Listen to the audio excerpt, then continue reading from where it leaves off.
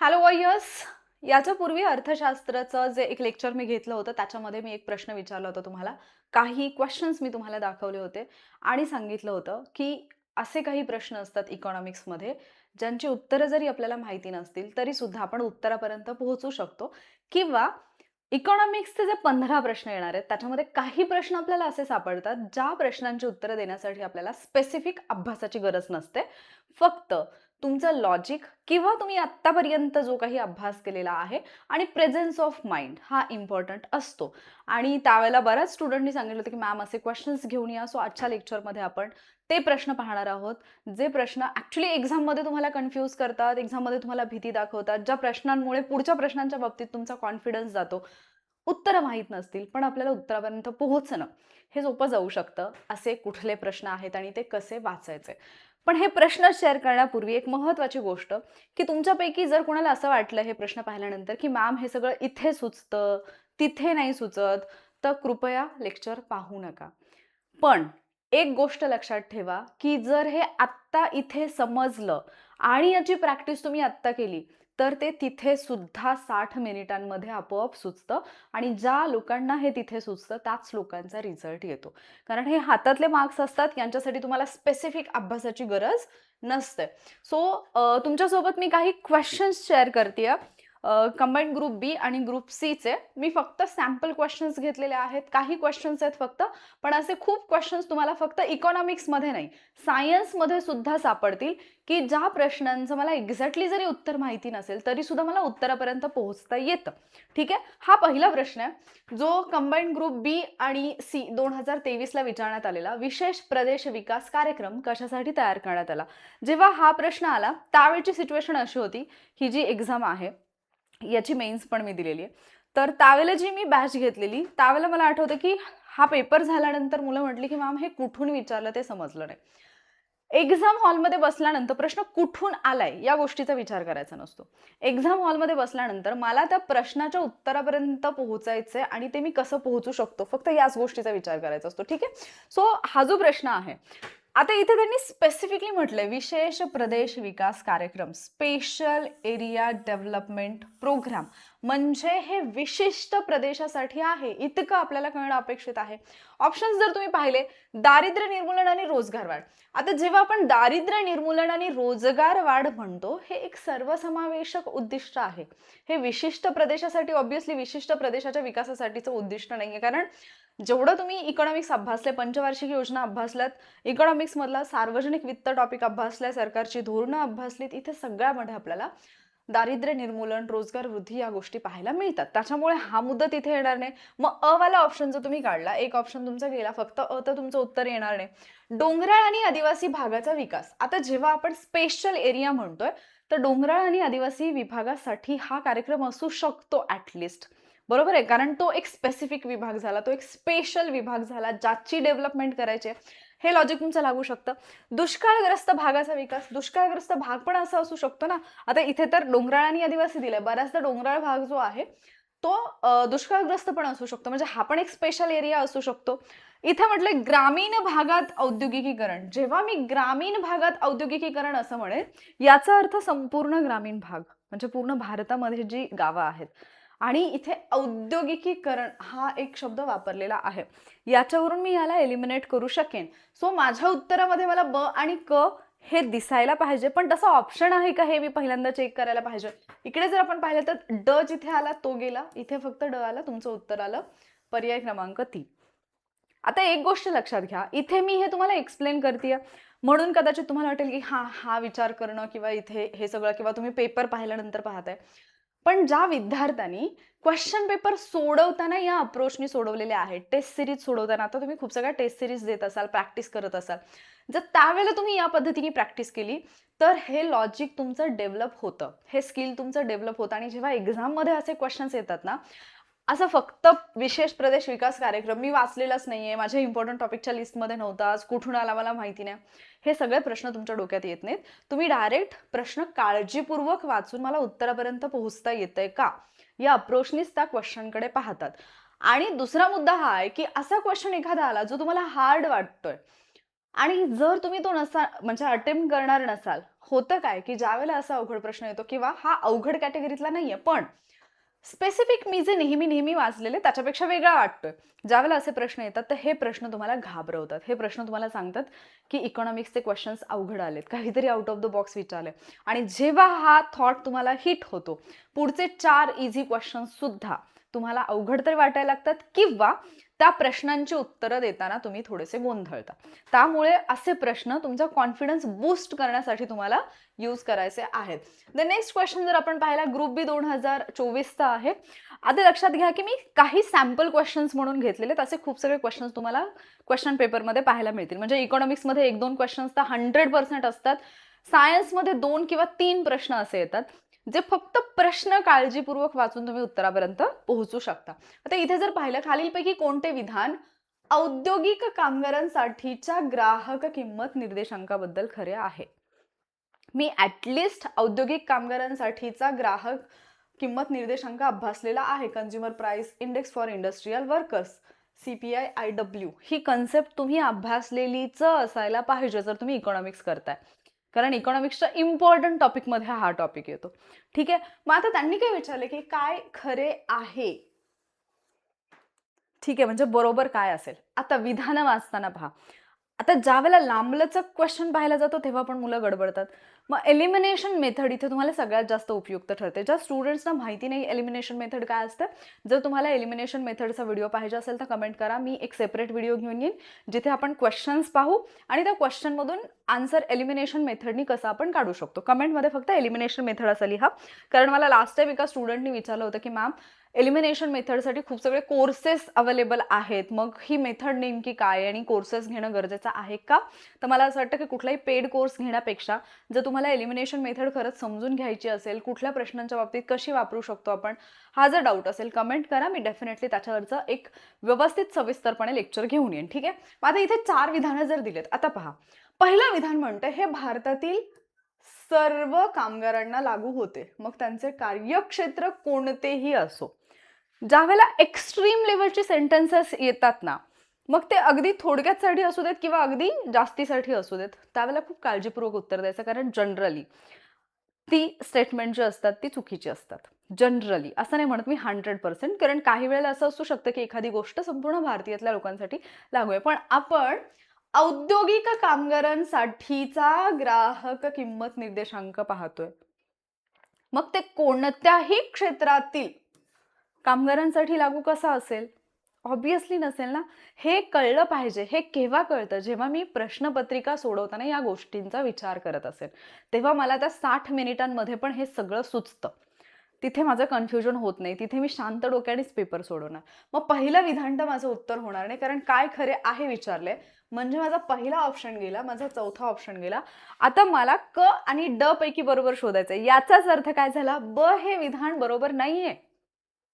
कारण माझा पहिला आणि चौथा ऑप्शन मी एलिमिनेट केलेला आहे.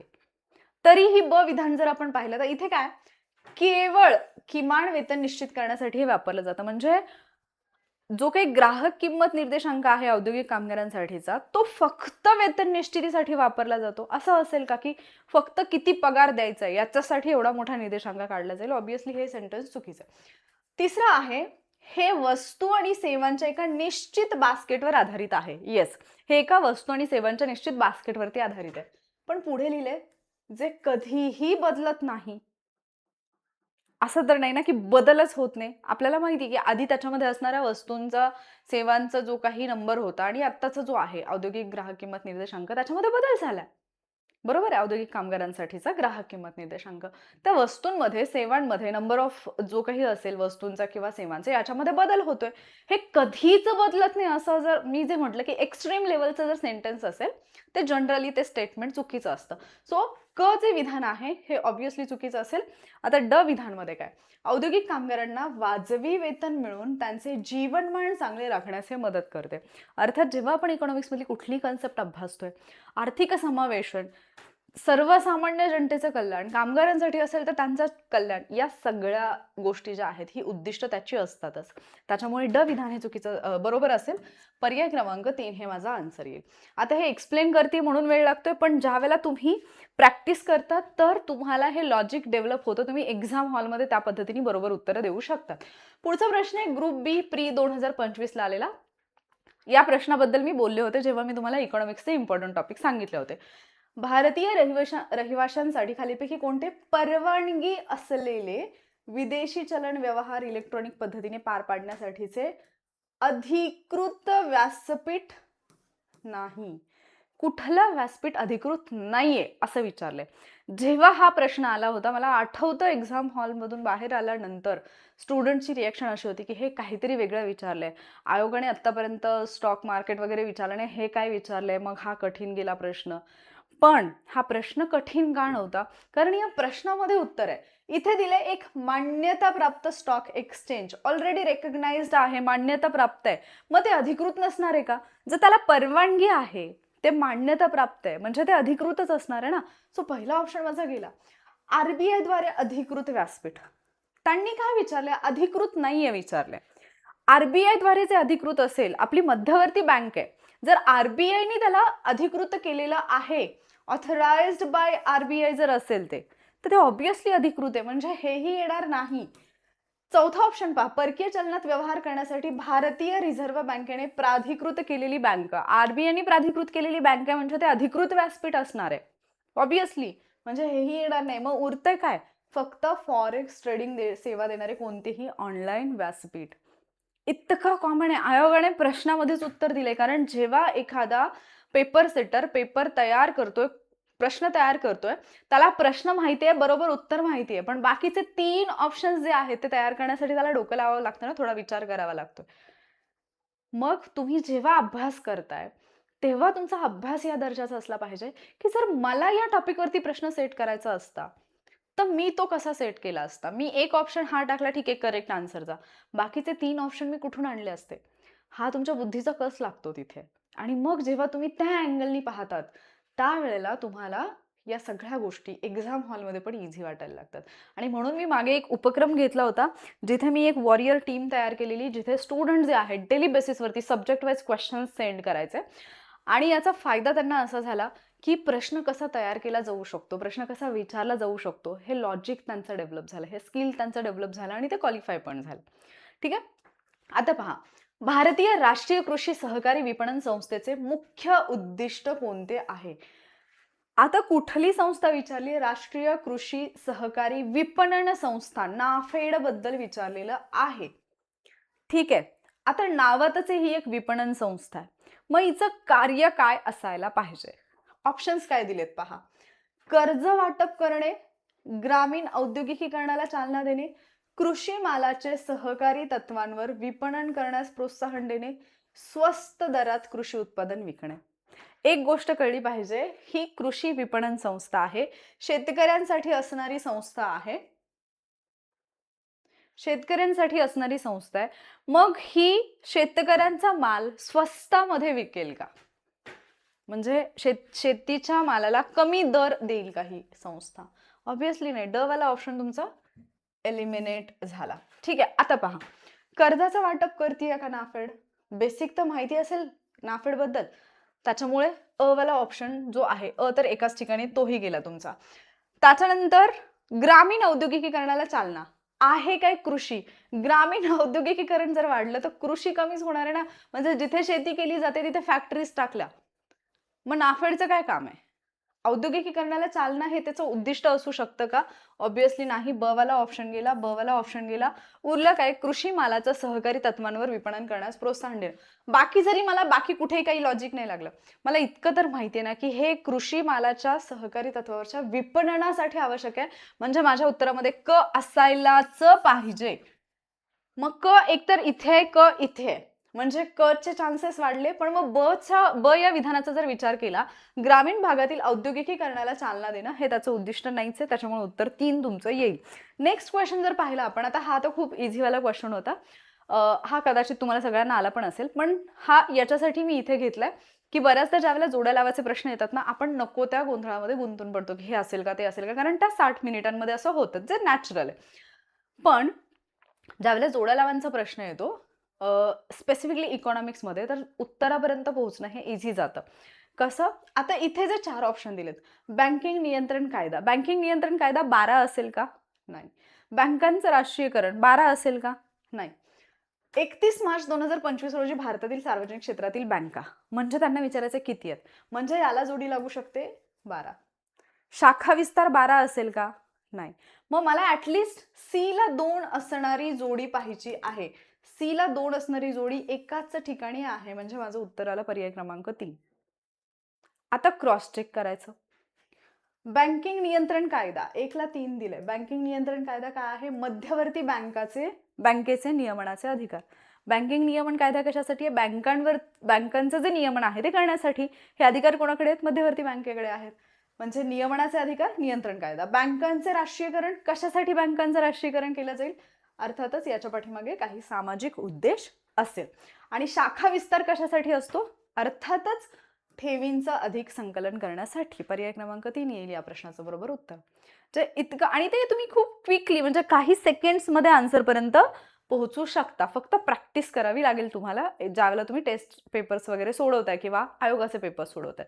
नेक्स्ट क्वेश्चन होता, खालीलपैकी कोणती वैशिष्ट्ये कर देय क्षमता तत्वाची आहेत? मला माहिती नाहीये की म्हणजे कर कसोट्या वगैरे काय आहेत, पण इथे कर देय क्षमता चाचणी इथे डायरेक्ट दिले ॲबिलिटी टू पे प्रिन्सिपल, म्हणजे माझी कर देण्याची क्षमता किती आहे याच्यावरती आधारित कुठली गोष्ट आहे. मग कर देण्याची क्षमता आपल्याला, म्हणजे अगदी ज्या माणसाचं शिक्षण झालेलं नाहीये त्या माणसाला जरी तुम्ही विचारलं तरी त्या माणसाला माहिती आहे की श्रीमंत माणसं जे आहेत ते कर देतात. गरीब माणसं जे ते कर देत नाहीत, टॅक्स देत नाहीत का? त्यांचं उत्पन्नच नाहीये तेवढं ना, त्यांनी टॅक्स द्यावा. म्हणजे जेवढा जास्त श्रीमंत असेल तेवढा जास्त तो टॅक्स देईल. जेवढा एखादा व्यक्ती गरीब असेल तेवढी त्याला करातून सूट मिळेल. विधानं काय दिलेली आहेत? उच्च उत्पन्न मिळवणारे आणि श्रीमंत व्यक्तींनी अधिक आयकर भरावा. असंच आहे ना हे? हो, असंच आहे हे. म्हणजे ए बरोबर आहे. कमी उत्पन्न मिळवणारे आणि गरीब लोकांना आयकरातून सूट देण्यात येते. अर्थातच देण्यात येते, म्हणजे हेही बरोबर आहे. उत्तर काय यायला पाहिजे माझं? काय विचारलं त्यांनी, कोणती तत्व आहेत? ए आणि बी दोन्ही. हे आन्सर करेक्ट असेल. नेक्स्ट क्वेश्चन जर पाहिलं आपण, आता हे एक लेखाशास्त्र किंवा ऑडिट आणि अकाउंटिंग वरती अलीकडे खूप प्रश्न विचारले जातात. मग मुलांचं असं आहे की मॅम हा टॉपिक शोधू कुठे सापडणार, कुठून शोधून काढू, कुठून वाचू? एक गोष्ट लक्षात घ्या, याच्यावरती आतापर्यंत जेवढे प्रश्न आलेत ना, आय थिंक एक प्रश्न फक्त सोडला, तर बाकीचे सगळे प्रश्न फक्त कॉमन सेन्सनी ज्याच्या उत्तरापर्यंत तुम्ही पोहोचू शकाल असेच प्रश्न आयोगाने विचारलेत. याचा अर्थ असा नाही की स्किप करा. जिथून तुम्हाला हे मिळेल, म्हणजे YCMOUच्या वगैरे पुस्तकातून, तिथून ते करा. किंवा तुम्हाला डायरेक्ट जर टेलिग्रामला नोट्स मिळाले किंवा युट्यूबवरती एखादं लेक्चर मिळालं तर तिथून करा. स्किप करा असं मी म्हणत नाहीये. पण आतापर्यंतचा रेफरन्स जर पाहिला, ग्रुप बी ग्रुप सी दोन्ही पेपरला विचारले, तर तुमच्या जनरल नॉलेजच्या आधारावरती तुम्ही उत्तर देऊ शकाल असे हे प्रश्न आहेत. मग इथे काय विचारले? लेखाशास्त्रात लेखा या शब्दाचा नेमका अर्थ काय दर्शवतो? What does the term accounting actually mean in the accountancy? अकाउंटन्सीमध्ये या संज्ञेचा अर्थ नेमका काय होतो? आता पहा, व्यवहारांची ओळख, नोंद, वर्गीकरण व संक्षेप करणे, identifying, recording, classifying and summarising transactions. पुढचे 3 ऑप्शन पहा. मी सांगितलं एक्स्ट्रीम लेवलचे सेंटेन्सेस. केवळ व्यवहारांची नोंद करणे, फक्त व्यवहारांची नोंद करणे म्हणजे अकाउंटिंग असतं का? केवळ आर्थिक अहवाल तयार करणं म्हणजे अकाउंटिंग असतं का? केवळ नफा तोटा मोजणे म्हणजे अकाउंटिंग असतं का? अकाउंटिंग म्हटलं की व्यवहारांची ओळखही पाहिजे, त्यांची नोंदही पाहिजे, त्यांचं वर्गीकरणही पाहिजे, त्यांचा संक्षेपही पाहिजे. म्हणून याचं उत्तर येईल पर्याय क्रमांक 1. मग ज्या व्यक्तीने लेखा अभ्यासलेलंच नाहीये, अकाउंटिंग अभ्यासलेलं नाहीये, त्या व्यक्तीला याचं उत्तर देता येईल का? ऑब्व्हियसली देता येईल. का? कारण इतका तर कॉमन सेन्स आहे ना मला की विधानं त्या पद्धतीने दिलेली आहेत. आलं लक्षात? नेक्स्ट क्वेश्चन जर आपण पाहिला, महाराष्ट्र सहकारी अधिनियम 1960. आता पहा, हा प्रश्न विचारलाय ग्रुप सी प्री 2024 ला. तुम्ही ग्रुप सी ची येणारी परीक्षा देणार आहे, म्हणजे तुम्हाला त्या दृष्टीने थोडंसं तयार राहिलं पाहिजे. जेव्हा हा प्रश्न समोर येतो एक्झाम हॉलमध्ये गेल्या पहिला थॉट जो हिट होतो, आपल्याला सवय, म्हणजे आपण पेपर सोडवताना काय करतो, जस्ट क्वेश्चन म्हणजे ॲट अ ग्लान्स आपल्या लक्षात येतं क्वेश्चन पाहता क्षणी की हा माझ्या आवाक्यातला आहे की नाही. हा क्वेश्चन पाहता क्षणी आपल्या डोक्यात पहिला थॉट येतो की हा आपल्या आवाक्याच्या बाहेरचा आहे. बिकॉज मी महाराष्ट्र सहकारी अधिनियम 1960 हा अभ्यासलेलाच नाहीये. हा माझ्या इम्पॉर्टंट टॉपिकच्या लिस्टमध्ये नव्हताच. त्यामुळे हा क्वेश्चन मी स्किप करायला पाहिजे. ऑब्व्हियसली जेव्हा फर्स्ट राउंड आहे त्यावेळेला तुम्ही हा क्वेश्चन स्किप करून पुढच्या क्वेश्चन्सकडे जायला पाहिजे. 100 नंबरच्या क्वेश्चनपर्यंत जाऊन जेव्हा तुम्ही परत जे राहिलेले क्वेश्चन्स आहेत तिथे जेव्हा येणार, या क्वेश्चनला तुम्ही मार्क केलेला असायला पाहिजे. कारण हा क्वेश्चन काळजीपूर्वक वाचला तर उत्तरापर्यंत पोहोचता येतं. जसं 4 विधानं दिली आहेत. त्यांनी काय विचारलंय? महाराष्ट्र सहकारी अधिनियम 1960 नुसार खालीलपैकी कोणते सहकारी संस्थांचे अंकेक्षण करण्याचा उद्देश नाहीये? कुठला उद्देश नाहीये? कशासाठी? हे जे अंकेक्षण आहे म्हणजे याला काय म्हटलं जाईल? ऑडिट. ऑडिटचा पर्पज कुठला नाहीये विचारलंय. सेंटेन्स वाचा. सहकारी कायद्यानुसार नोंदणी झालेल्या सहकारी संस्थांनी हिशेबाची सर्व पुस्तके नियमानुसार ठेवली आहेत किंवा नाही हे तपासणे.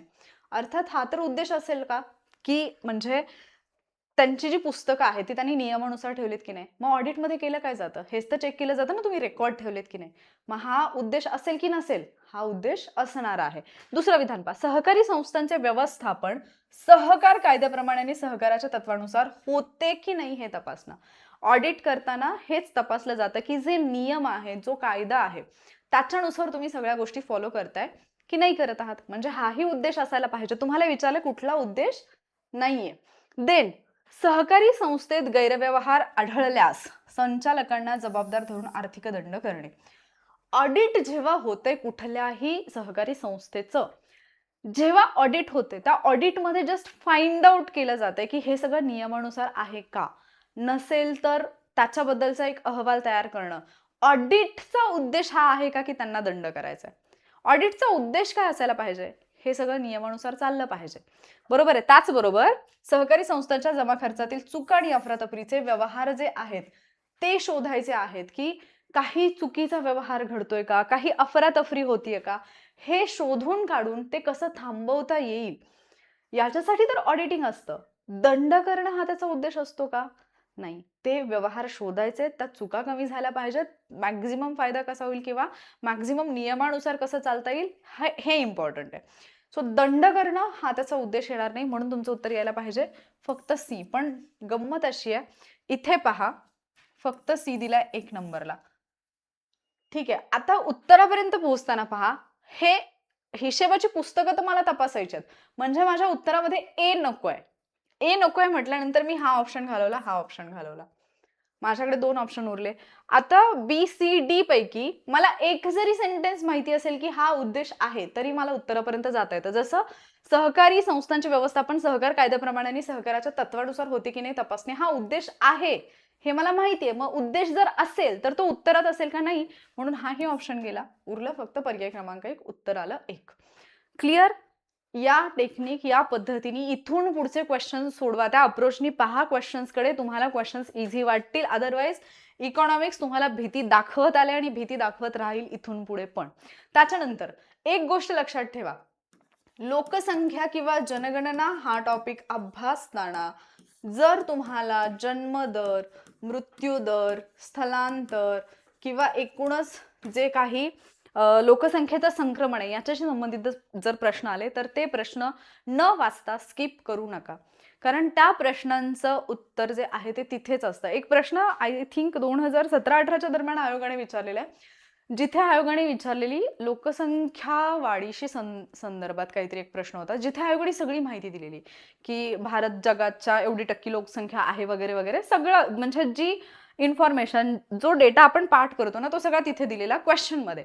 आणि खाली विचारलेला सामाजिक कारणं कुठली, आय थिंक शैक्षणिक आणि आर्थिक कारणं असं काहीतरी विचारलेलं होतं. सो जेव्हा या अँगलचे प्रश्न येतात ना आपल्याला फक्त ना तिथे समजून घ्यायचं असतं. कारणं तर 4ही दिलेली असतात त्यांनी, पण त्याच्यातलं सामाजिक कुठलं आहे, शैक्षणिक कुठलं आहे, आर्थिक कुठलं आहे हे आपल्याला थोडंसं बायफर्गेट करता आलं पाहिजे. आता हा प्रश्न पहा. भारतातील मृत्यूदर कमी होण्याची खालीलपैकी कोणती कारणं आहेत? मृत्यूदर कमी होतोय म्हणजे कमी लोकं मरतायत. का कमी लोकं मरतील? डॉक्टरांची संख्या वाढली आहे, औषधं गोळ्या वाढलेल्या आहेत. लोकं शिकलेत, आता लोकांना कळतंय की काही झालं की मला दवाखान्यात जायचंय. म्हणजे पहिल्या काळात जसं भोंदू बाबा उतारा करून टाकणं, ब्राह्मणाकडे जाऊन पाहणं आणि मग त्यांनी सांगणं बुधवारी हे करा, शनिवारी हे करा. आमच्याकडे अजूनही चालतं हे. म्हणजे अजूनही आजारी पडल्यानंतर हॉस्पिटलला जाण्यापूर्वी आमच्याकडे जाऊन पाहून आलेलं असतं की काय झालंय का? मग इकडे गेली होती का? तिकडे गेली होती का? मग एक उतारा करतात मस्तपैकी. मग हां, मग दुसऱ्या दिवशी जरी मी दवाखान्यात जाऊन आले असेल किंवा दुसऱ्या कारणाने बरी झाली असेल, हां, मला माहीत होतं असं झालंय. पापण्या लांबतात वगैरे, ठीक आहे. श्रद्धा असतात. काही अंधश्रद्धाही असतात नेक्स्ट लेव्हलला गेल्यानंतर. तर आता मृत्यूदर कमी होण्याचं कारण काय? महामारी नियंत्रण ऑब्व्हियसली. पहिली जशी प्लेगची साथ यायची, कॉलराची साथ यायची, आता अशा सतत साथी येतात का मोठ्या-मोठ्या? कोरोना आला, पण त्याला आटोक्यात आणलं लगेच.